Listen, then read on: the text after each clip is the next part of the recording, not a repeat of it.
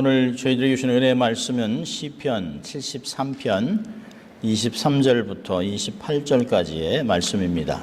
내가 항상 주와 함께하니 주께서 내 오른손을 붙드셨나이다. 주의 교훈으로 나를 인도하시고 후에는 영광으로 나를 영접하시리니 하늘에서는 주 외에 누가 내게 있으리요 땅에서는 주밖에 나의 사모할 자 없나이다.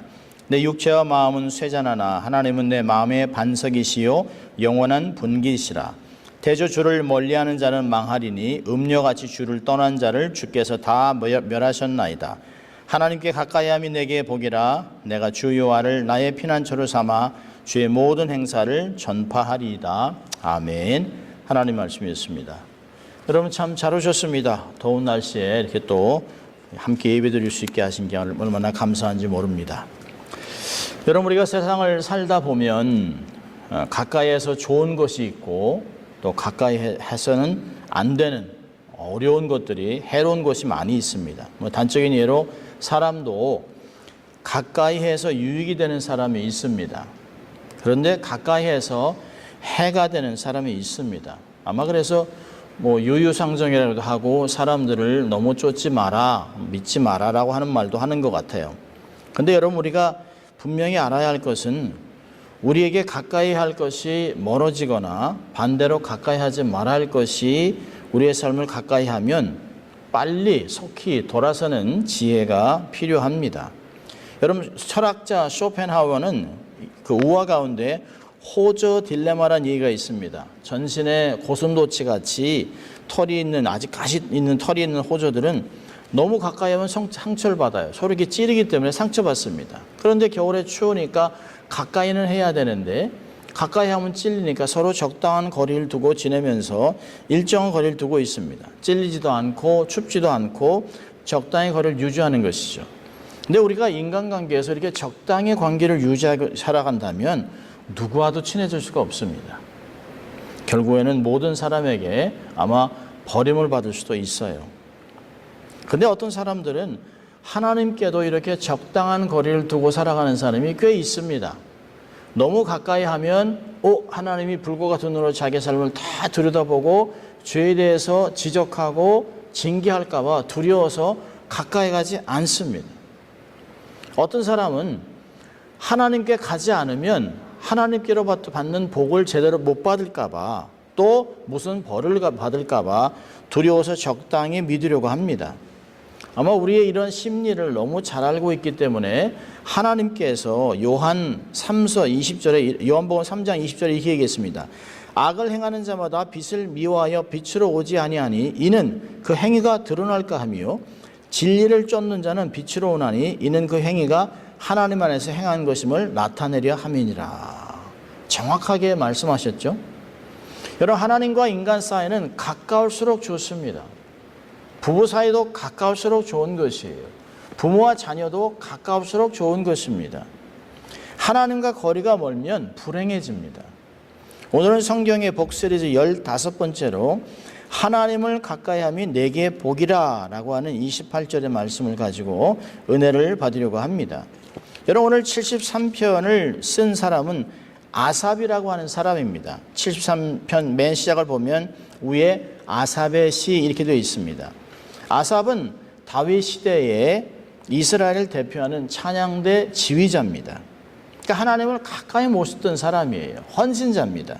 그는 평생 하나님을 찬양하면서 가까이 성전에서 삶을 살았습니다. 그런데 그가 삶을 살아가면서 1절부터 16절까지 17절까지 쭉 보면 어느 날 자기의 삶에 보인 악인들은 너무 잘 사는 거예요. 악인들은 아프지도 않고 가만히 있어도 돈이 저절로 굴러가 생기고 또 자기는 열심히 하고 신앙생활하고 하나님께 헌신하고 때에 맞춰 예배드리고 하나님께 예물을 드림에도 불구하고 자기는 늘 힘들고 어려워 삶이 고달픕니다. 그런데 어떻게 하면 악인의 형통함이 가능한가?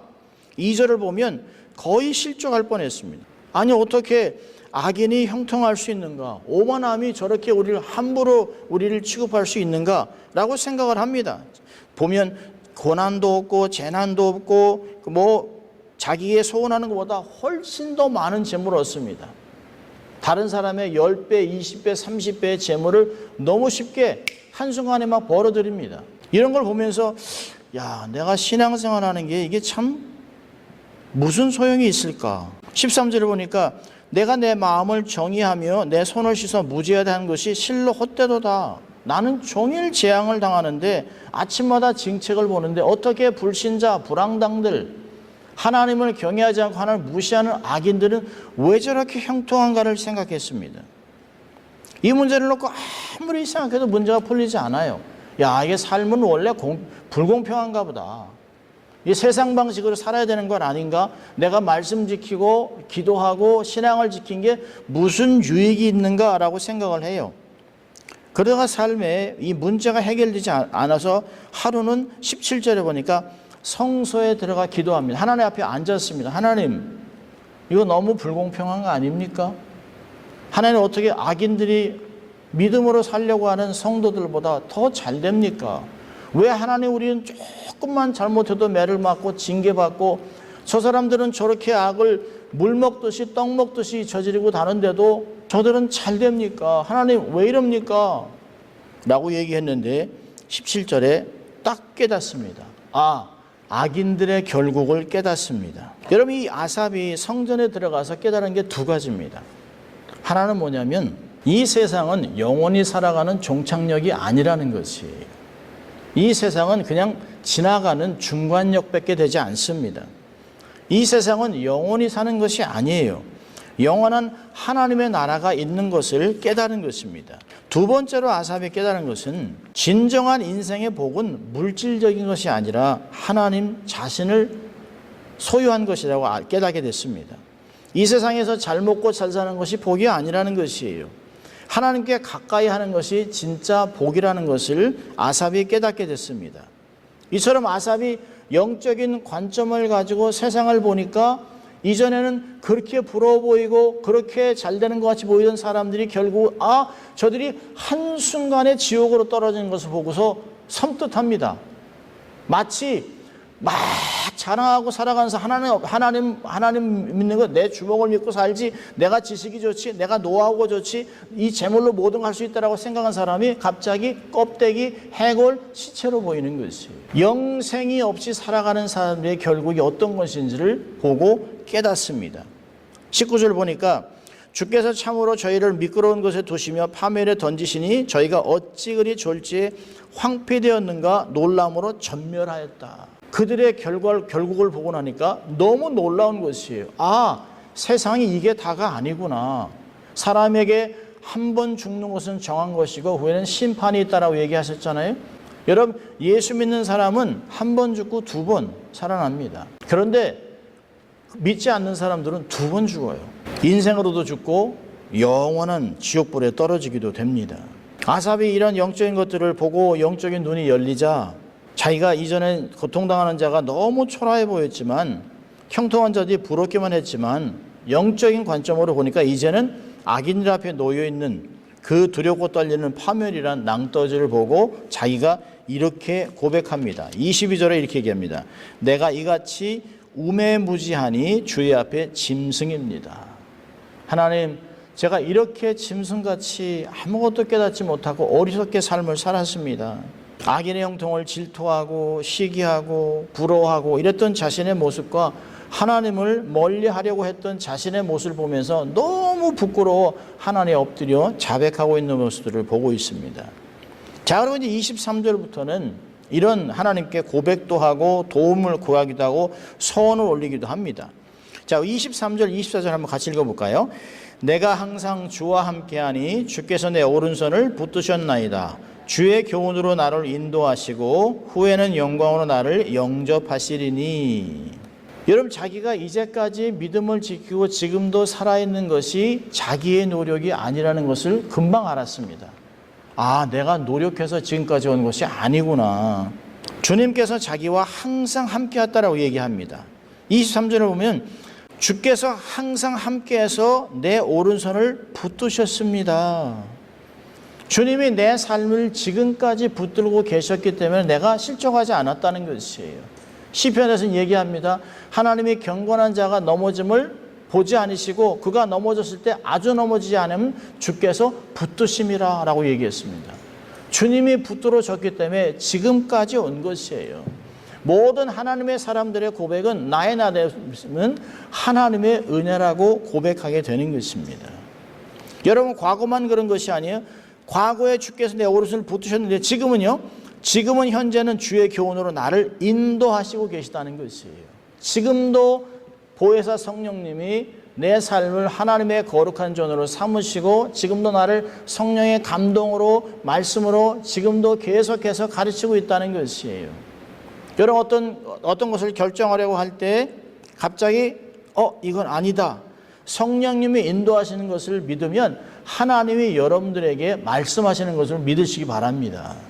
하나님이 여러분들을 그렇게 인도하세요. 곁에 영적인 지도자를 두시기도 하고 성령님이 직접 여러분의 삶 속에 꿈으로 나타나기도 하고 말씀도 하시고 또 어떤 잘못된 결정을 하려고 하면 괜히 두렵고 떨리고 힘들고 막 닭살이 돋으면서 이건 아닌 것 같다라고 하는 것은 하나님이 막으시는 것이에요. 하나님이 훈계와 징계를 통해서 우리의 삶을 지금도 계속 인도하고 있습니다. 그리고 미래에는요, 후에는 하나님께서 영광으로 나를 영접하실 것이다 라고 얘기하고 있습니다. 여전히 곁에서 동일하게 우리의 목자가 돼서 인도하시 결국에는 영광으로 영접하실 것을 말하고 있습니다. 여러분, 주님이 제자들에게 하신 말씀 보면 이런 말씀이 있어요. 너희는 마음에 근심하지 말라. 하나님을 믿으니 또 나를 믿으라. 내가 너를 고아와 같이 두지 않겠다.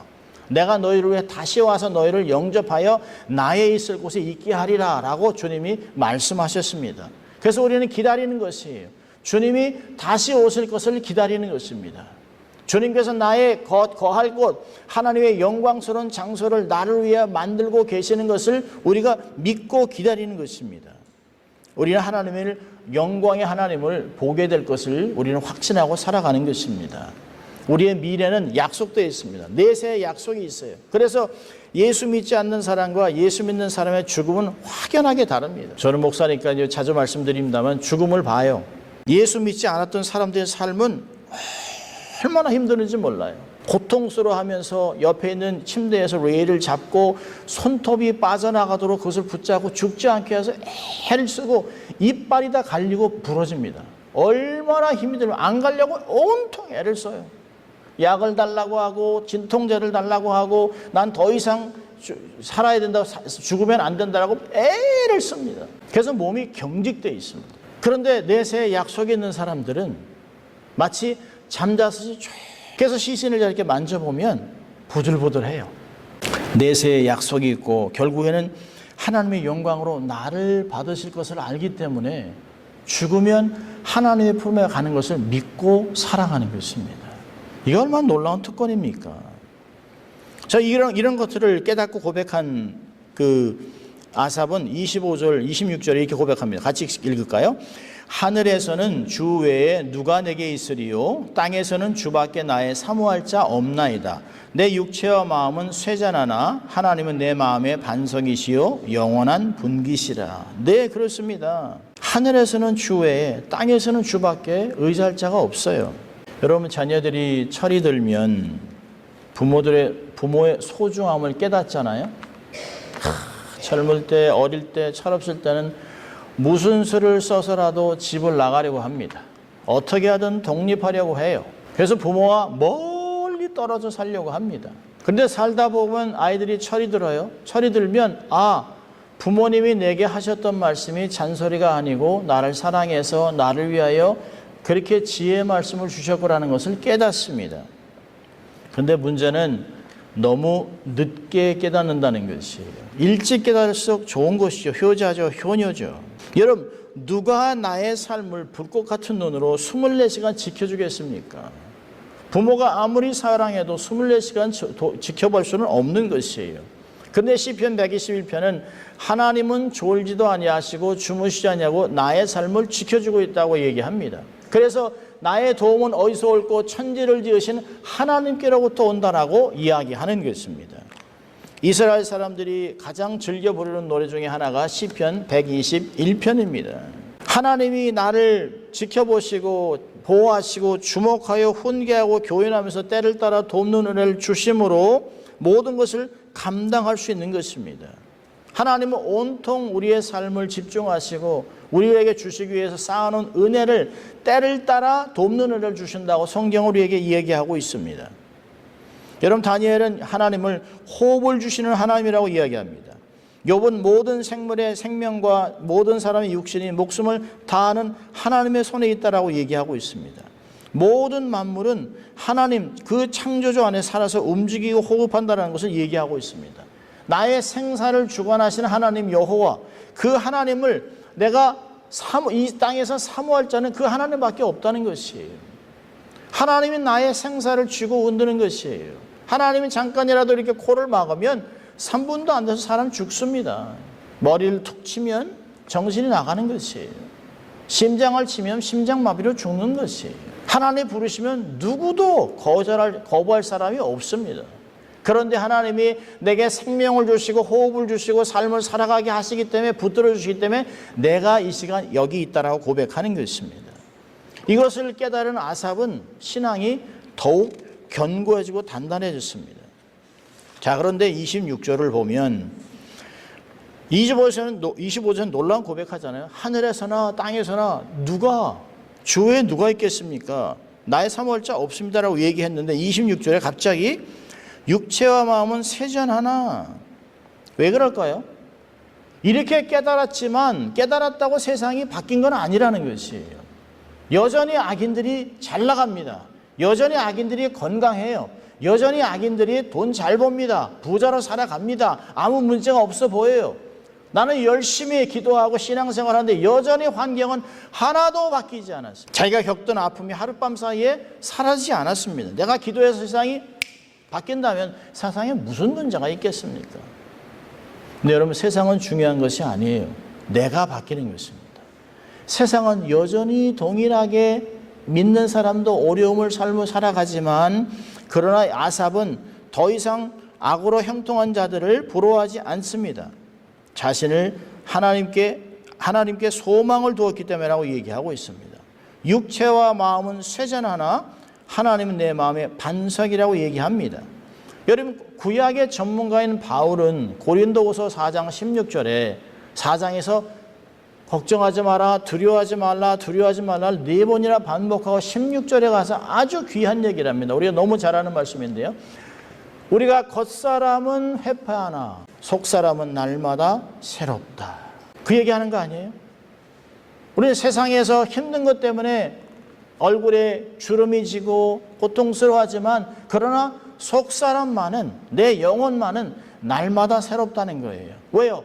하나님을 만날 시간이 점점 가까우기 때문에, 하나님께서 내게 주실 상급이 크기 때문에 그것을 바라보면서 벅찬 하루의 삶을 살아갈 수 있다는 것입니다. 아멘. 그게 신앙생활입니다. 그래서 갈라디아에서는 우리가 보는 것으로 행하는 것이 아니라 믿음으로 행한다. We walk by faith, not by sight. 그렇게 얘기하는 것이에요. 아삽은 하나님 한 분만으로 만족하는 성숙한 신앙의 자세를 배웠습니다. 자, 27절 한번 읽어볼까요? 대저 주를 멀리하는 자는 망하리니 음녀같이 주를 떠난 자를 주께서 다 멸하셨나이다.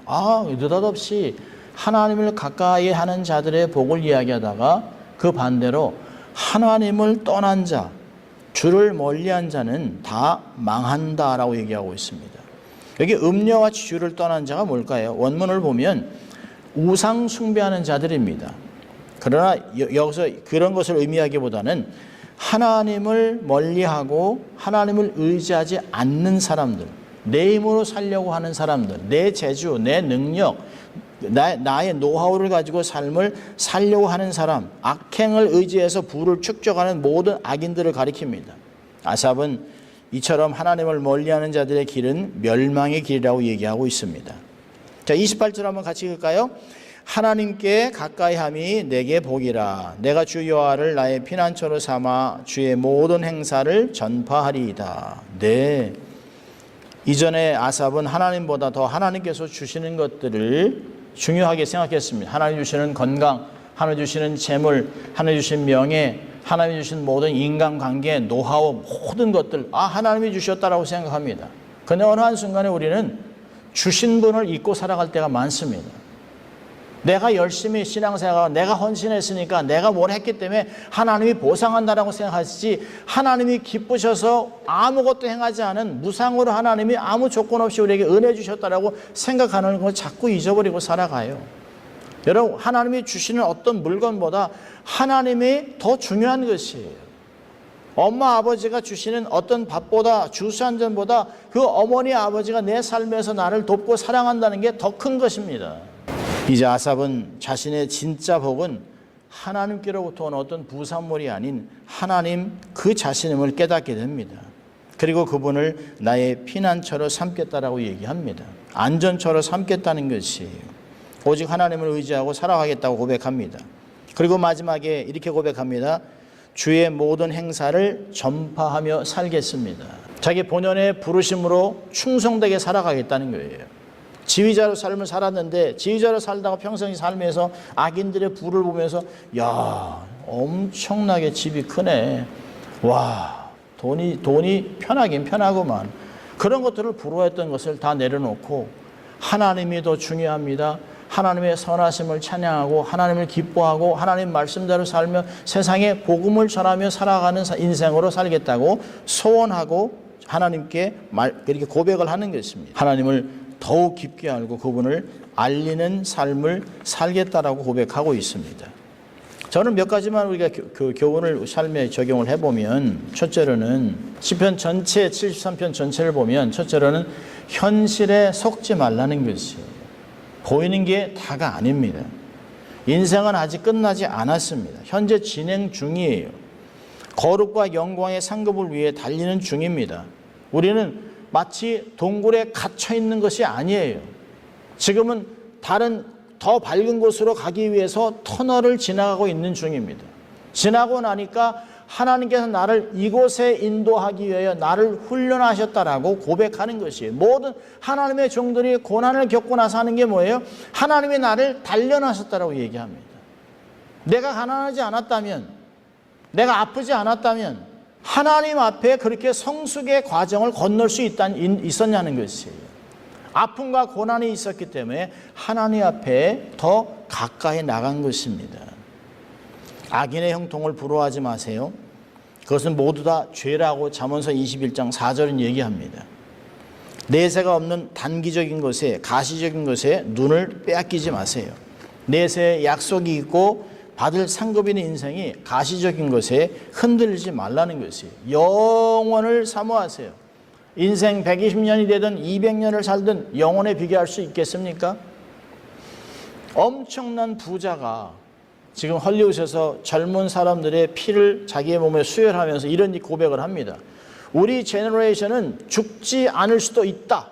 70이 넘었는데도 아들의 피를 뽑아서 20대들의 피를 뽑아서 자기의 몸에 투여를 하면서 자기의 몸이 40대까지 느낀다는 거예요.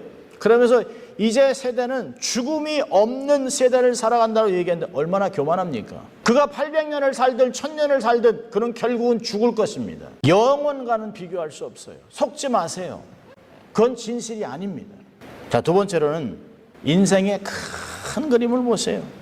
우리 하나님의 큰 비전 속에 있는 작은 피스들이에요. 하나님이 우리를 들어서 큰 피스를 이렇게 맞춰가면서 큰 그림을 만들어 놓고 있습니다. 여백같이 보이는 것도 그것은 그림 안에서 굉장히 중요한 파트예요. 우리가 왜 신앙의 큰 그림을 보지 못할까요? 말씀의 깊이가 없기 때문에 그렇습니다. 말씀으로 세상을 분별해야 되는데 세상의 것을 가지고 말씀을 해석하려고 해요. 그러니까 해석이 안 되는 거예요. 하나님의 부르심을 깨닫지 못해요. 비전이 없어요. 왜 큰 그림을 못 보나요? 너무 조급합니다. 빨리빨리. 여러분, 신앙의 성숙도 빨리빨리 되지 않습니다. 자녀들도 철들어 사람 노릇을 하려면 최소한 20년에서 30년이 걸려요. 어떤 그 학자가 얘기하더라고요. 남자가 철이 들려면 최소한 45살이 넘어야 철이 든다는 거예요. 그때까지는 그러려니 두라고 얘기합니다. 세월이 필요한 것이에요. 조급해하지 마세요. 대기만성, 자녀들을 보고 기다리세요. 그리고 비교하지 마세요. 타인과 다른 사람의 자녀와 교회를 지속적으로 비교하지 마세요. 그건 만족이 없어요. 자족함이 없습니다. 큰 그림을 보세요. 자, 세 번째로는 문제를 주께 갖고 오라는 것이에요. 보이는 것으로 해결하려고 하면 안 돼요. 어떤 느낌으로 결정하면 안 돼요. 사람을 찾아다니거나 어떤 경험이나 지식이나 방법으로 영적인 문제를 세상적인 방법으로 해결하려고 하면 안 됩니다. 풀리지 않는다면 그것은 하나님께서 나를 부르시는 것이에요. 내게 나와라. 하나님은 방법이 많습니다. 내가 아무리 노력해도 안 풀리는 거 하나님은 단순간에 풀어낼 수 있어요. 하나님은 전능하신 하나님입니다. 무소부지하십니다. 모르는 것이 없습니다. 하나님이면 모든 것이 가능합니다. 그래서 여호사밧 같이 적군 앞에 하나님 우리는 어찌할 바를 몰라 하나님만 바라봅니다 라고 할 때 하나님이 전쟁은 내게 속한 것이니 너희는 아무것도 할 필요 없다라고 얘기하니까 그 수많은 원수들 앞에서 덜덜 떨던 여호사밧이 찬양대를 올려서 하나님께 찬양합니다. 그리고 여호수아 20장에 그 말씀이 한순간에 연합군들이 서로 다 죽여서 시체만 남고 그들이 남겨놓은 모든 전리품을 거두는 데만 사흘이 걸렸다라고 얘기합니다.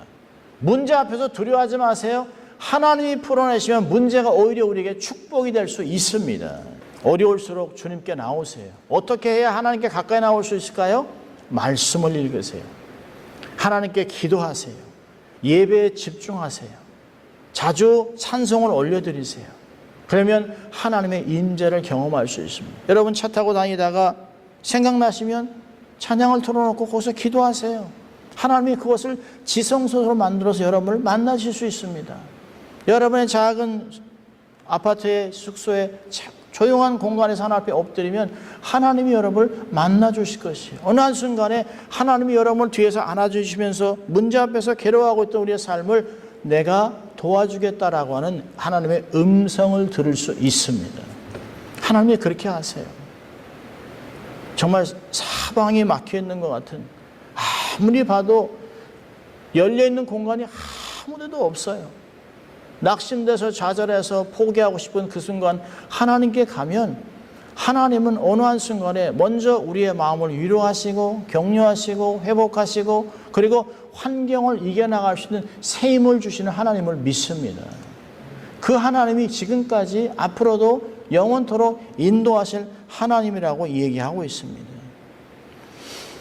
요한복음 10장 28절은 이렇게 얘기합니다. 내가 저희에게 영생을 주노니 영원히 멸망치 아니할 터이요 또 저희를 내 손에서 빼앗을 자가 없다. 여러분 우리의 삶을 아무리 악인이 사단이 애쓰고 하나님께 사단에게 아무리 해도 하나님이 우리를 지켜주기 때문에 우리가 멸망치 않습니다. 얼마나 든든한 약속의 말씀입니까? 하나님께 소망을 두십시오. 절대 소망은 하나님께만 두는 것입니다. 10년이 지나면 강산이 변한다는 말 옛말입니다. 1년이면 강산이 변해요. 이렇게 조속으로 변하는 이런 시대에 변하지 않는 하나님의 말씀, 변하지 않는 하나님의 뜻, 변하지 않는 하나님의 비전, 날마다 새로워지는 하나님의 영광, 그것을 바라보면서 삶을 살아가야만 하는 것입니다. 여러분 세상을 가까이 하면 지금은 당장은 괜찮은 것 같아요. 좋아지는 것 같아요. 그러나 마음의 평안이 없습니다.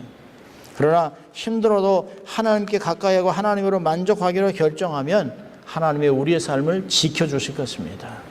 그래서 지금보다 더 나은 날마다 새로운 날마다 열리는 날마다 하나님의 영광을 경험하는 그런 삶을 사시기를 주의 이름으로 축원합니다. 기도합니다. 하나님 아버지 감사합니다. 오늘도 참 힘들고 어려운 삶 중에서도 하나님 앞에 머리를 조아린 하나님의 사람들을 기억하시고 이들의 삶을 일일이 다 주관하시고 복되게 하심으로 하나님께를 영광 돌리고 이들의 삶이 세상에 정말 세상이 감당치 못하는 지도자로 축복의 통로로 살아가는 귀한 삶이 될 수 있도록 하나님 축복하여 주시옵소서. 감사하고 예수님 이름으로 기도합니다. 아멘.